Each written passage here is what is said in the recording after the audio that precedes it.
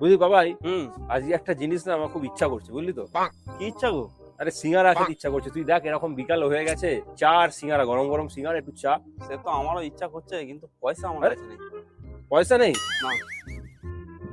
আচ্ছা ঠিক আছে, তুই টেনশন নিস না, একটু পর মামা আসবে ছাদে, মামার থেকে আমি ব্যবস্থা করি, বুঝলি? ঠিক আছে। মামাকে আসতে তারপর দে না, মামা এক্ষুনি আসবে। ওই দেখ। হ্যাঁ ঠিক বলেছো। তাহলে বলতে বলতে চলে, ও মামা এদিকে আসো, দরকার আছে, তাড়াতাড়ি আসো। তাহলে আজকে কাজ হয়ে যাবে। মনে হচ্ছে হবে, বুঝলি তো? আসো আসো, তাড়াতাড়ি আসো। কি দরকার রে? এই তো মামা আজকে এসে গেছে, আমার মামা। একটা কথা আছে মামা তোমার সাথে। কি আবদার?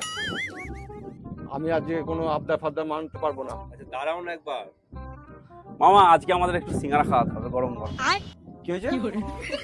ওসব বাজে খাবার বন্ধ করো, এসব খেলে শরীর খারাপ হবে। আরে মামা কি বলো তো, একদিন খেতে চাইলাম, তুমি ওই রকম বলছো। শরীর খারাপ হলে তো আমাদের হবে, তোমার কি আছে? তুমি আমাদের একদিন খাওয়াতে পারছো না সিঙ্গারা, তাও তো দুটো দুটো করে সিঙ্গারা খাও। কি বলছো তুমি অর্গদা? দুটো দুটো সিঙ্গারা খেয়ে কি হবে? মামা আমাদের 4টে করে খাওয়াবে। তবে শোন, একটা কথা আছে। আবার কি কথা?